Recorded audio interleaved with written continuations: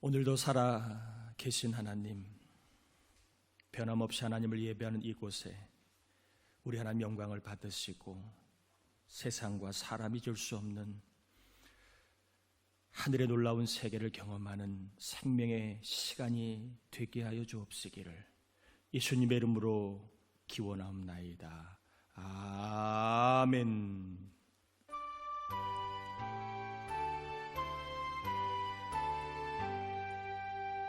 만복의 근원 하나님, 온 백성 찬송 드리고 저천사여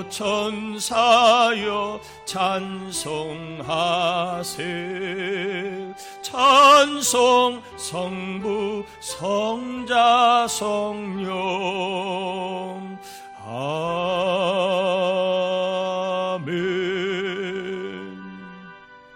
자리에 앉겠습니다. 우리 이 시간에는 우리의 죄와 허물을 참회하는 우리 회개의 기도를 같이 올려드리겠습니다. 하나님 아버지 감사합니다. 우리를 사랑해 주시고 우리와 함께 하신 은혜를 감사합니다. 아버지 하나님, 오늘도 이 시간 주님을 만나기 위하여 우리를 부르셨사오매 주님을 만날 수 있는 거룩한 예배가 될 수 있도록 하나님 우리의 죄를 이 종의 생각으로 마음으로 지은 거만과 교만과 정욕과 혈기 부림과 아버지 아집들 죽이지 못한 옛 성질들을 참회하며 회개합니다. 하나님의 영광을 가리우고 하나님의 아버지 하나 기뻐하시는 삶을 살지 못했던 모습들, 손과 발로 지은 죄, 눈과 귀로 지은 죄, 마음으로 지은 죄 미워하고 아버지 온전히 주의 사랑을 쫓지 못한 것을 참회합니다. 하나님 이 종을 정결하게 씻어주셔서 우리 하나님 배울 수 있도록 역사해 주실 간절히 빌고나옵나이다. 회개하는 이곳에 주님 친히 임재하시고 회개하는 영혼들을 다 깨끗하게 씻어주셔서 주님 배우게 주시옵소서. 감사합니다.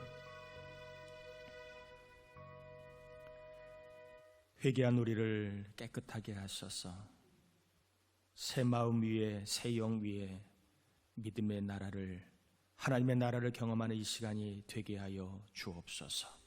특별히 말씀을 들을 때에 성령이 내 안에 역사함을 경험하게 하시고 말씀을 통하여 세상을 주관하시는 하나님을 보게 하시고 말씀을 통하여 우리 안에 필요한 생명과 기쁨이 충만함을 경험하는 생명의 시간이 되게 하여 주옵소서. 특별히 눈과 귀를 열어 주를 볼 수 있는, 주의 나라와 주의 섭리와 주의 일하심을 볼 수 있는 은혜가 있게 해 주옵시기를 예수님의 이름으로 기도드립니다. 아멘. 하나님 말씀 출애굽기 18장입니다. 1절에서 12절까지. 출애굽기 18장 1절에서 12절까지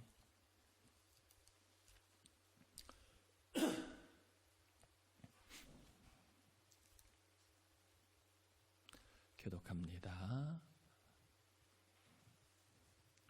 모세의 장인이며 미디안 제사장인 이드로가 하나님이 모세에게와 자기 백성 이스라엘에게 하신 일, 곧 여호와께서 이스라엘을 애굽에서 인도하여 내신 모든 일을 들으니라.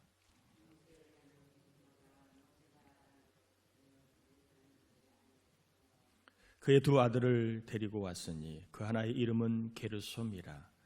이는 모세가 이르기를 내가 이방에서 나그네가 되었다 하며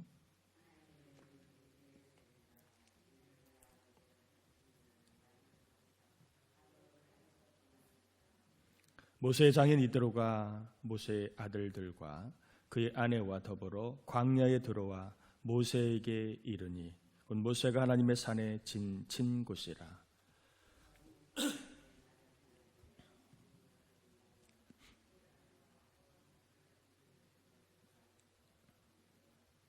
모세가 나가서 그의 장인을 맞아 절하고 그에게 입맞추고 그들이 서로 문안하고 함께 장막에 들어가서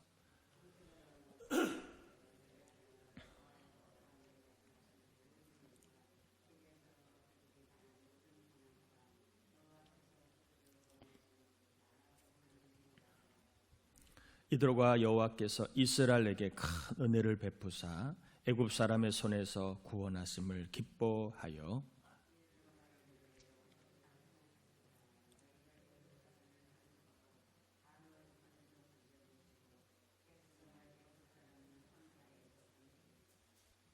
이에 내가 알았도다. 여호와는 모든 신보다 크심으로 이스라엘에게 교만하게 행하는 그들을 이기셨도다 하고 희생 제물들을 하나님께 가져오매 아론과 이스라엘 모든 장로가 와서 모세의 장인과 함께 하나님 앞에서 떡을 먹으니라. 아멘. 모세가 이스라엘 백성을 출애굽 시키기 위하여 애굽의 바로 왕에게 가는 중에 하나님께서 모세를 죽이려고 했습니다. 참 이해가 잘 안 되는 사건이지요. 모세가 하나님의 명을 받아 바로에게 가다가 하나님이 모세를 죽이려고 했습니다. 그 이유가 뭐냐 하면 모세의 아들 할례를 행하지 않았기 때문이었습니다. 하나님은 할례를 행하지 않으면 죽이겠다고 창세기 17장 14절에 말씀하셨는데 어떤 이유인지는 모르지만 모세는 아들에게 할례를 행하지를 못했습니다. 아내의 도움으로 아내가 할례를 재빨리 행한 덕을 원래는 아버지가 할례를 해야 되지만 사태가 워낙 급한지라 아내가 할례를 행하여 이 모세가 죽음의 위기를 모면하게 되지요. 이 사건을 통해서 우리가 알 수 있는 것은 율법을 하나라도 지키지 않으면 죽임을 당할 수밖에 없다는 엄연한 하나님의 약속을 우리는 기억해야 합니다. 하나님의 말씀을 하나라도 지키지 않을 때 우리에게 주어지는 것은 죽음이라는 것입니다. 우리 모두는 다 율법을 다 지킬 수 없는 그러한 존재들입니다. 그러고 싶지만 다 율법을 지키지 못하지요. 그러면 우리 모두는 다 죽음이라고 하는 것을 피할 수 없는 존재가 되었다는 것입니다. 그런데 예수님이 이 땅에 오시고 그분이 율법을 다 지켜 행하심으로 그분을 믿으면 그분의 율법을 지킴이 나의 율법이 지킴이 되어서 우리는 죽음을 면하게 되는 것을 알아야 합니다. 그냥 죽음을 면하는 게 아니라 예수님이 율법을 다 지키셨고 그분을 믿기에 그분의 지키심이 나의 지키심으로 하나님은 간주하셔서 우리는 죽음을 면할 수 있게 된 것입니다. 그러므로 우리는 다시 한번 할례를 행하지 않은 자를 죽이려고 하시는 예수님을 하나님을 보면서 야 율법을 하나도 안 지키면 우리도 다 언제 어디서 소리 없이 죽을지 모르는 인생들이었으나 예수를 믿음으로 말미암아 우리가 이제 죽음의 형벌에서 놓이게 되었음을 참으로 기뻐하며 감사할 수 있는 그러한 은혜가 있기를 바랍니다. 아멘이지요. 할례를 안 지켜도 예수님 하나님은 죽이십니다. 그러면 우리는 하루에도 얼마나 많이 죽어야 되겠습니까? 율법을 하나 안 지켜도 죽는데 만약에 우리가 지금 이 모습 이대로 하나님의 심판을 받는다면 우리는 얼마나 죽었다 깨어나도 우리는 이 율법을 지키지 못하는 죄를 감당할 수 없다는 것이지요. 예수를 믿기에 우리는 내가 지키지 못했어도 예수님이 지키신 율법을 나의 지킴으로 주님이 간주하시고 우리가 율법을 지키지 않았기에 받아야 될 죄, 형벌을 받지 않게 하시는 그래서 죽음을 면하게 하시는 하나님의 놀라운 그러한 구원을 여러분 다시 한번 감사할 수 있기를 축복합니다. 아멘이지요. 할례 사건 이후로 모세는 애굽으로 내려가고 아내와 아들들은 장인 집으로 보내게 됩니다.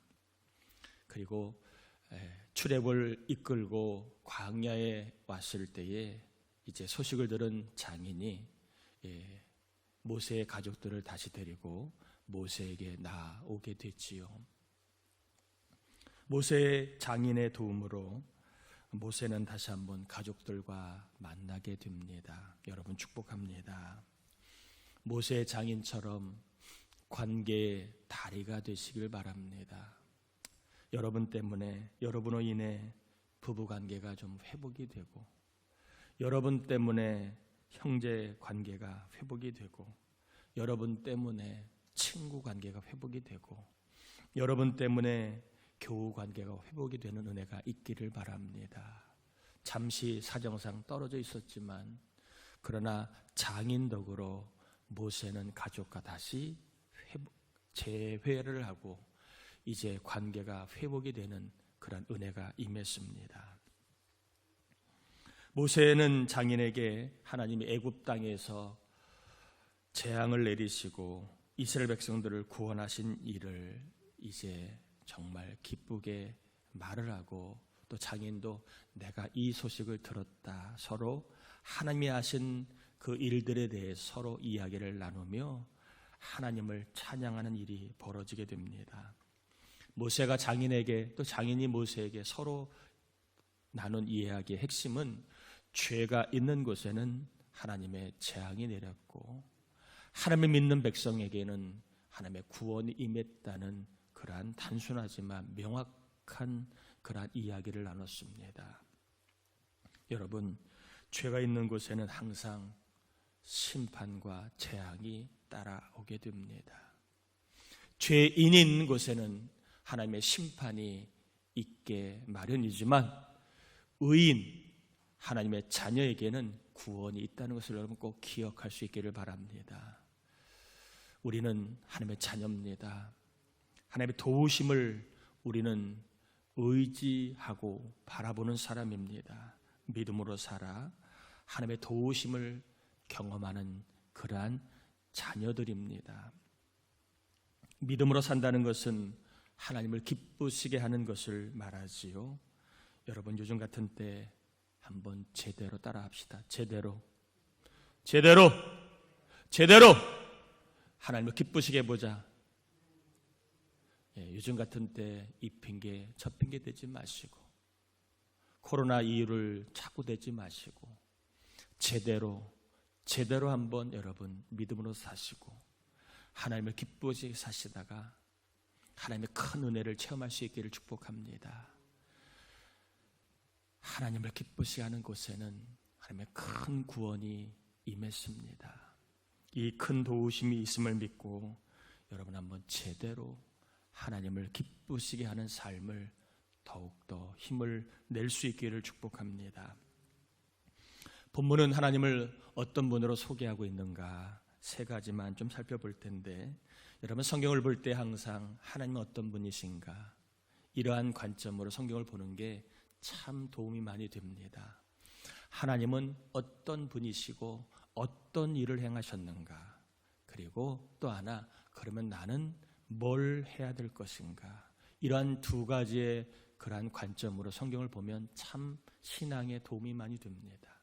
오늘 본문도 하나님이 어떤 분이신가, 그리고 나는 어떤 삶을 살아야 될 것인가, 이런 관점을 한번 성경을 좀 보겠습니다.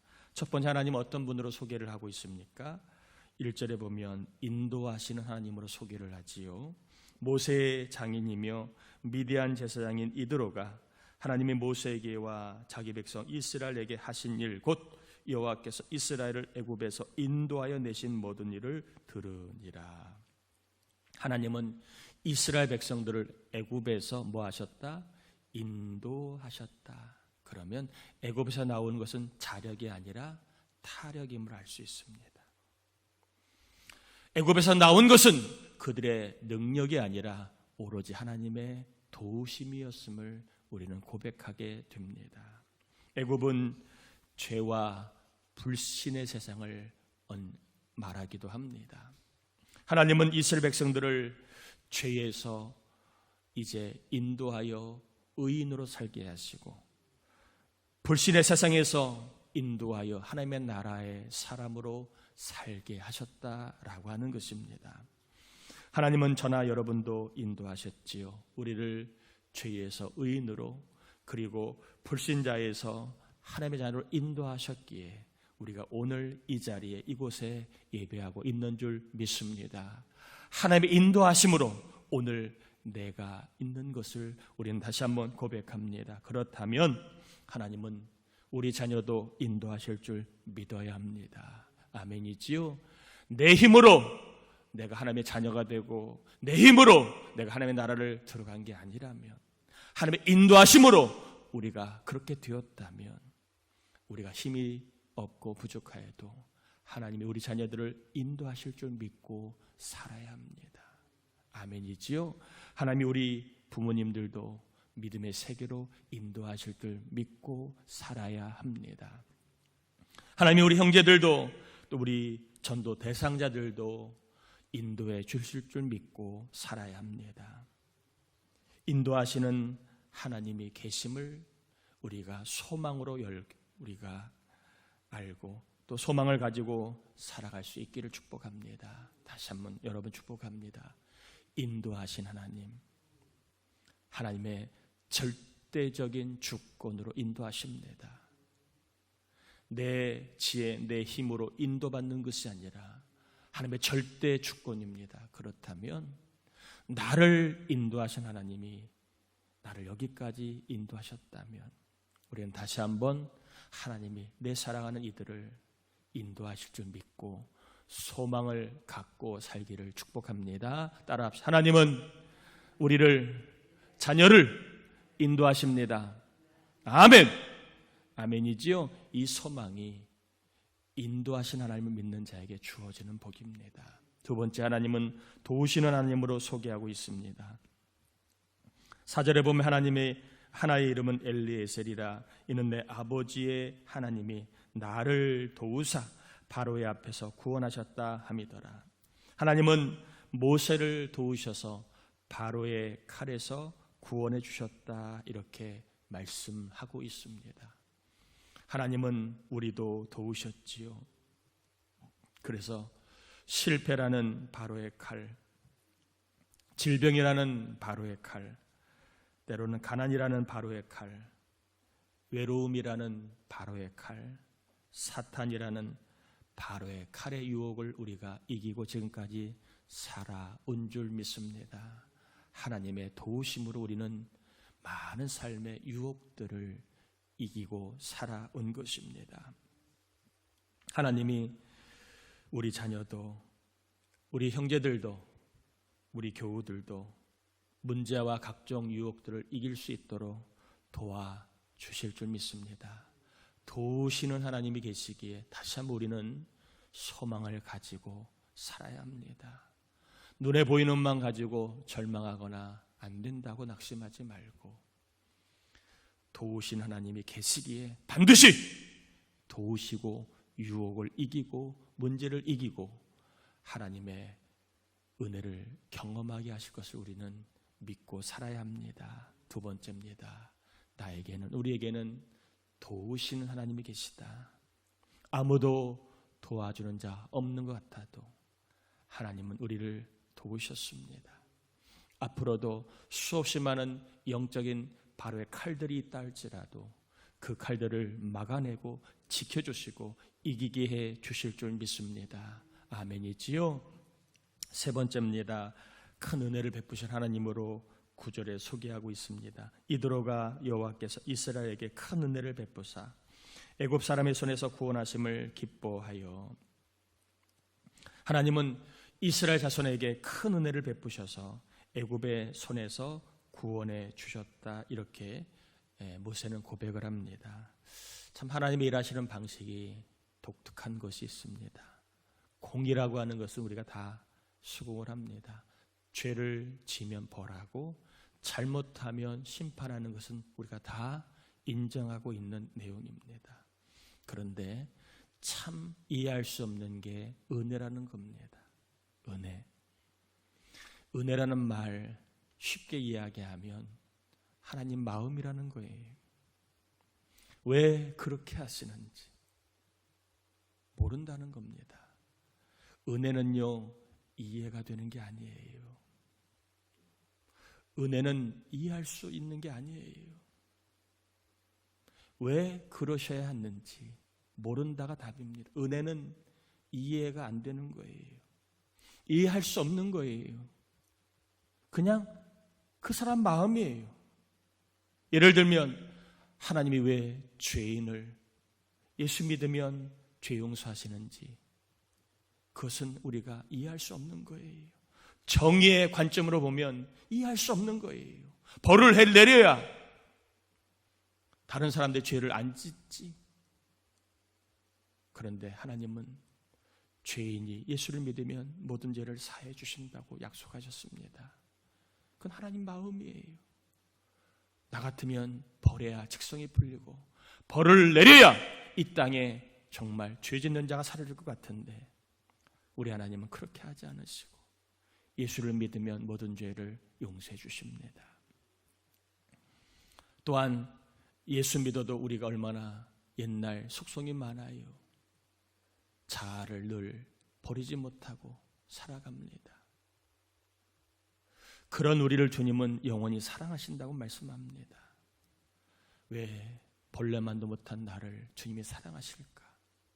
버림받아도 마땅하고 징계를 받아도 마땅한 나를 왜 하나님은 벌하지 않고 사랑하신다고 하실까? 몰라요. 내 머리로는 모르는 거예요. 왜 죄인을 사랑하시는지 몰라요. 그러나 그건 하나님의 마음입니다. 하나님의 마음 덕에 우리는 죄가 용서받고 그리고 사랑에 대해서 흔들림 없이 살아가는 겁니다. 여러분, 내가 아무것도 할 수 없을 때 우리는 주저앉아야 되지요. 포기하고 절망하고 낙심해야 되지요. 그런데 그때 하나님 은혜를 주십니다. 왜 주시는지 몰라요. 잘난 것도 없는데, 받을 만한 삶도 아닌데 그냥 하나님이 또 일어나도록 은혜를 주십니다. 내가 힘이 없을 때, 아무것도 못한다고 느낄 때 하나님이 은혜를 주세요. 내가 가진 것이 없을 때 또 살 수 있도록 은혜를 주십니다. 여러분, 하나님과의 관계 속에 들어간 사람이 경험한 놀라운 세계가 바로 은혜의 세계입니다. 왜 하나님이 은혜를 주시는지 몰라요. 그냥 하나님의 마음이 그렇다는 것만 압니다. 여러분, 은혜가 있습니다. 이해는 안 되지만 도우시는 은혜, 우리를 지켜주시는 은혜, 우리를 일으켜 세워주시는 은혜, 우리를 강건케 하시는 은혜가 있답니다. 또 그때그때마다 주시는 일용할 은혜가 있습니다. 여러분, 어려움을 이길 수 있는 은혜, 질병을 이길 수 있는 은혜, 상처를 이길 수 있는 은혜, 열등감을 이길 수 있는 은혜, 문제를 이길 수 있는 은혜, 이 은혜를 주시는 하나님이 계십니다. 내가 그럴 자격이 없는데도 은혜를 주신 하나님이 계십니다. 그러므로 여러분, 은혜를 하나님이 주신다 아시고, 나 같은 사람이, 나 같은 주제에 내가 뭐 한 게 있어야지 그러지 마시고, 이해할 수 없고 모르지만 은혜가 있습니다. 그래서 다윗은요 이렇게 고백을 합니다. 시편 56편 4절에 86편 4절에 주여 내게 은혜를 베푸소서, 내가 종일 주께 부르짖나이다. 믿음의 세계를 안 겁니다. 하나님은 은혜를 주시는 분으로 알았기에 나에게 종일 은혜를 베푸소서. 은혜가 임하면 삽니다. 은혜가 임하면 이길 수 있습니다. 은혜가 임하면 달라집니다. 은혜를 구한 그 시편의 저자의 고백을 통하여 우리 모두도 은혜를 늘 구하며 사시길 바랍니다. 따라합시다. 주여 은혜를 주옵소서. 아멘이지요. 우리에게는 은혜를 주신 하나님이 계십니다. 그래서 우리는 소망을 갖고 살아야 합니다. 언제 은혜를 주실지 모르는 거예요. 끝났다, 못한다, 못산다 그러지 마세요. 여러분 다시 한번 축복합니다. 은혜를 주신 하나님이 계십니다. 하나님이 부르시는 그날까지 은혜를 늘 구하시길 바랍니다. 절대적으로 내 힘으로만 산다 못 산다 하지 마세요. 은혜를 구하며 사시기를 축복합니다. 아멘이지요.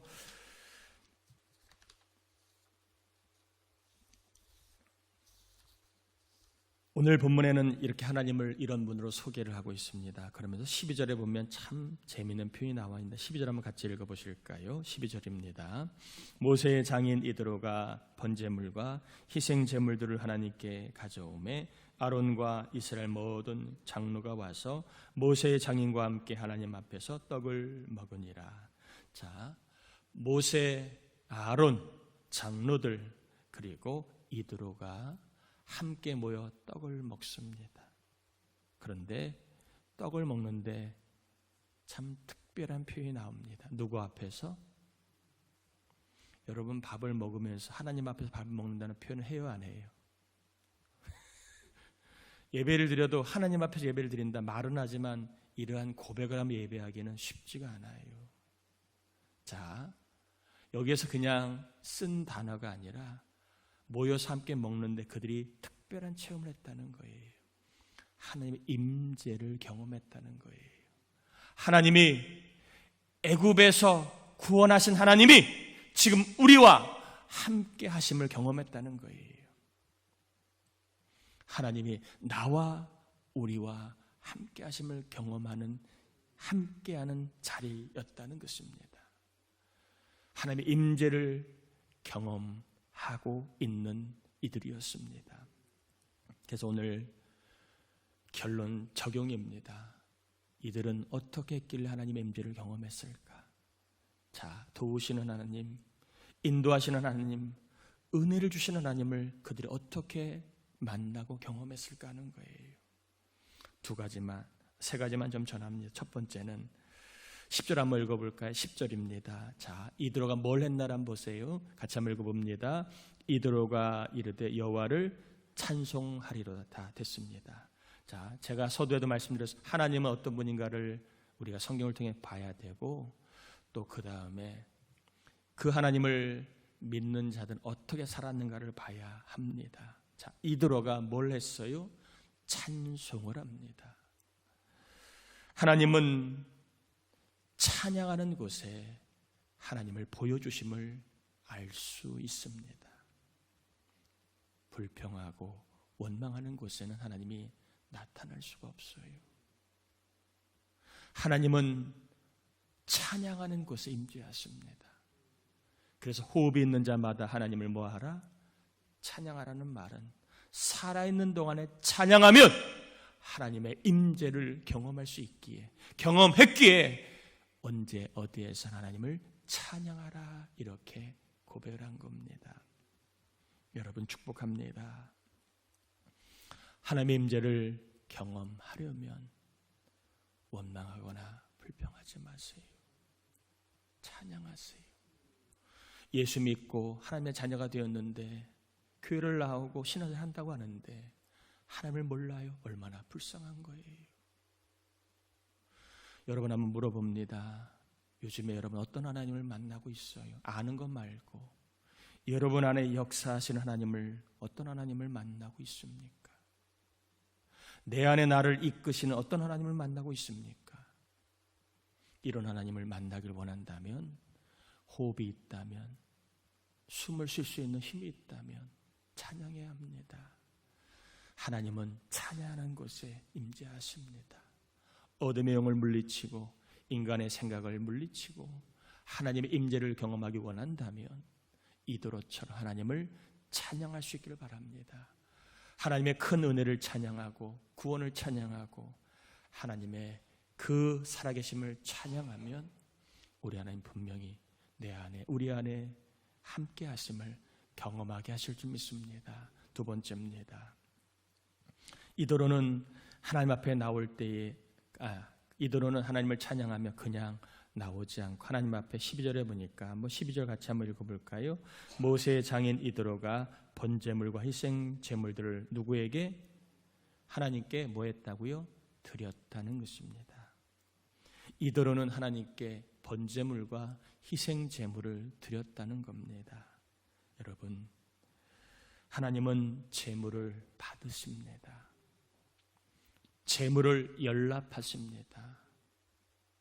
그러므로 우리가 하나님의 임재를 경험하려면 따라합시다. 헌금 생활을 잘하자. 여러분, 마음 있는 곳에 믿음 있는 거예요. 물질 있는 곳에 믿음이 있는 겁니다. 하나님은 믿음의 마음이 물질로 표현된 곳에 임재하십니다. 고린도후서 9장 7절에 보면 하나님은 즐겨내는 자를 사랑하시느니라. 하나님의 사랑의 하나님을 알 수 있으려면 우리가 헌금 생활을 즐겨 기쁘게 잘 해야 된다는 것입니다. 또한 하나님은 헌금하는 자에게 풍성한 열매를 약속을 하십니다. 고린도후서 9장 10절에 심는 자에게 씨와 먹을 양식을 주시는 이가 너희 심을 것을 주사 풍성하게 하시고 너희 의의 열매를 더하게 하시리니. 여러분, 하나님을 경험하길 원한다면 우리는 하나님께 드리는 삶을 우리가 살아야 합니다.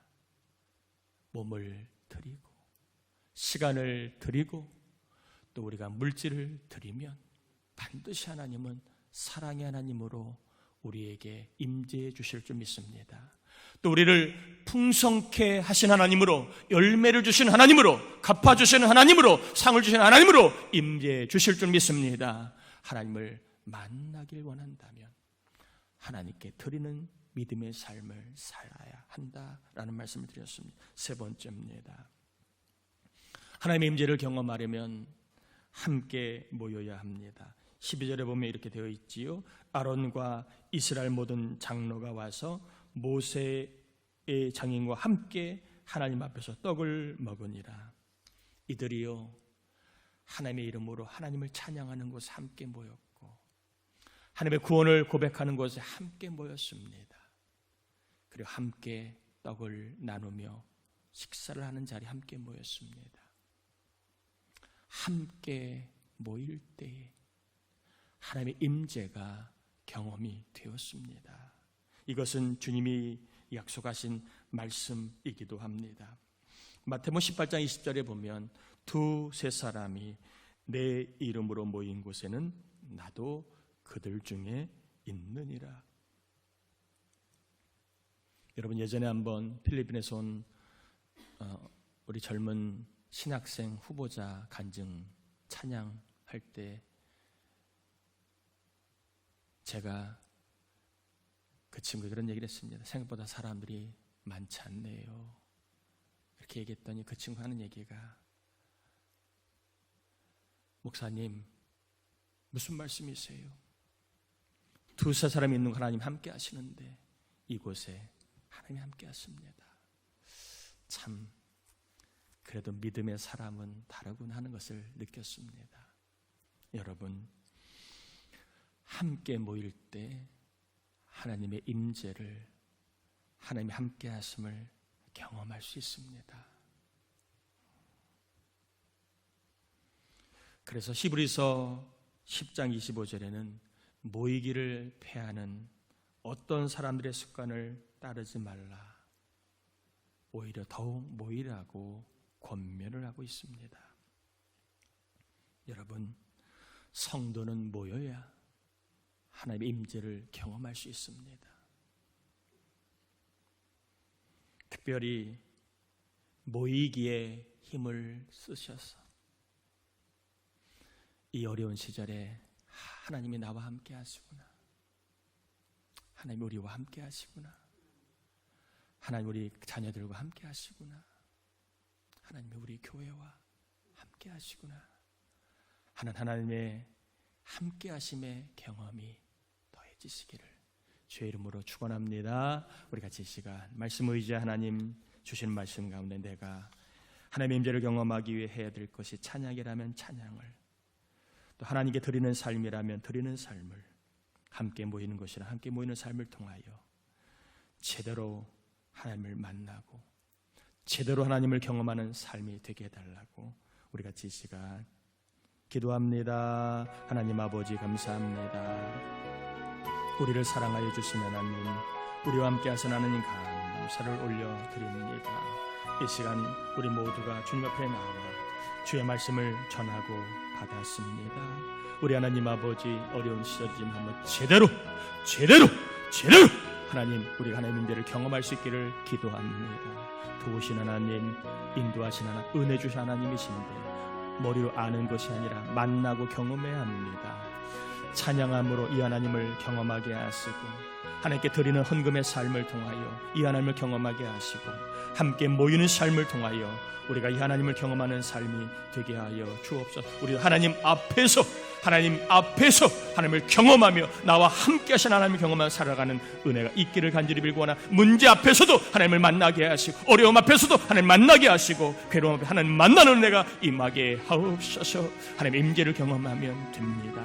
하나님의 살아계심을 경험하면 됩니다. 하나님 나와 함께 경험하면 됩니다. 이 은혜 이 복을 경험하며 살아가도록 역사하여 주시옵소서. 감사합니다. 하나님 인도하시고 도우시고 은혜 주신 하나님을 이제 찬양 가운데 경험하고 하나님께 드리는 헌금 생활을 통하여 경험하고 함께 모임을 통하여 경험하되 더 풍성히 날마다 때마다 하나님 임재를 경험하고 나와 우리와 함께 하신 하나님을 만나는 은혜가 있게 주옵시기를, 또한 이 시간 하나님 앞에 몸을 드리고 시간을 드리고 11조 선교 구제 주정 감사 서원 1,000번째 사택 구입 헌금 비자 선교 헌금을 드리며 예배하는 종들 가정 자녀 위에 영과 유기의 놀라운 은혜와 복이 있게 주옵시며 평생 동안 헌금을 통하여 하나님 모자람이 없이 나누고 베풀며 드리는 삶의 간증이 있게 주옵시기를 예수님의 이름으로 기도드립니다. 아멘. 이번 주 중보기도자 박상욱 집사님, 박성욱 집사님, 김지명 성도는 현정이와 진리 위에 기도 부탁을 드리고요. 오늘은 첫 주기 때문에 통합 예배로 드리게 됩니다. 추수감사주일 안내해 드렸고요. 비자 선교헌금 오늘까지만 받도록 하겠습니다. 결혼하는 가정 이번 주 토요일 날 교회에서는 오후 5시 20분에 출발을 할 텐데 여러분 그렇게 함께 하실 분으로 교회로 오시면 되겠습니다. 교회 들어오시다 보면 본당 입구 쪽에 발열기와 그 다음에 손소독제 자동 분무하는 기계를 설치했어요. 매번 또 주일날은 목사님 수고하시지만 또 교회학교 예배도 있고 해서 또 거기 사람 또 서 있는 게 또 이게 신경 쓰이기도 해서 이제는 여러분이 쓰러 들어올 때 여러분이 열 체크를 하시고 그 다음에 손을 살짝만 대면 소독젤이 나옵니다.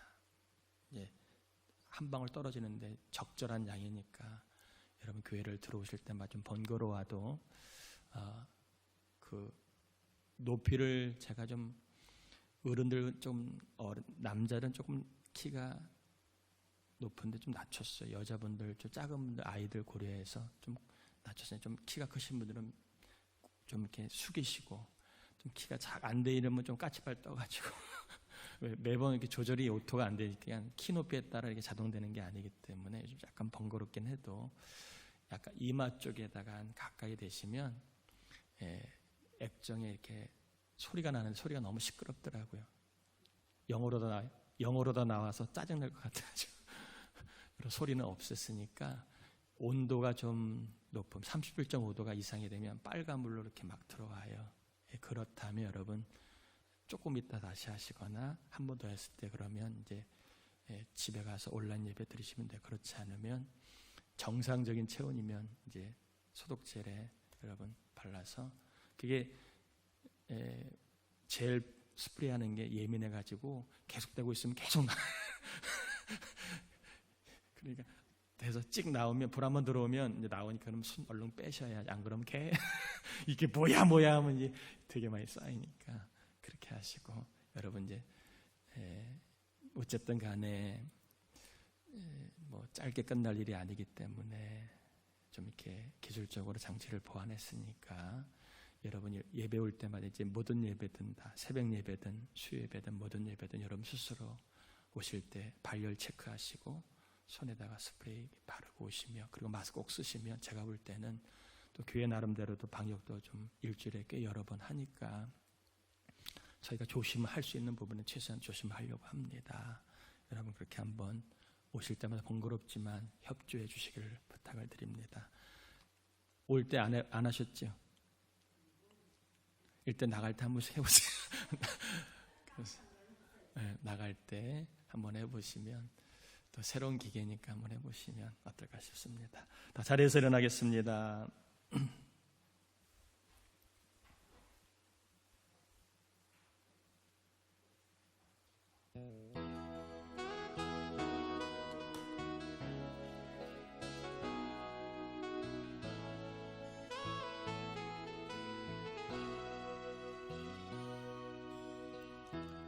당신은 하나님의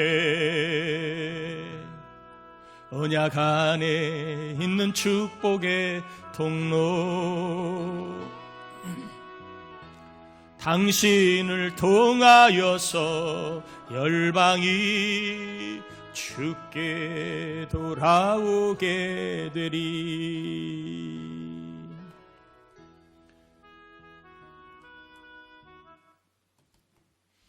지금은 우리 주님 예수 그리스도의 은혜와 하나님 아버지의 사랑하심과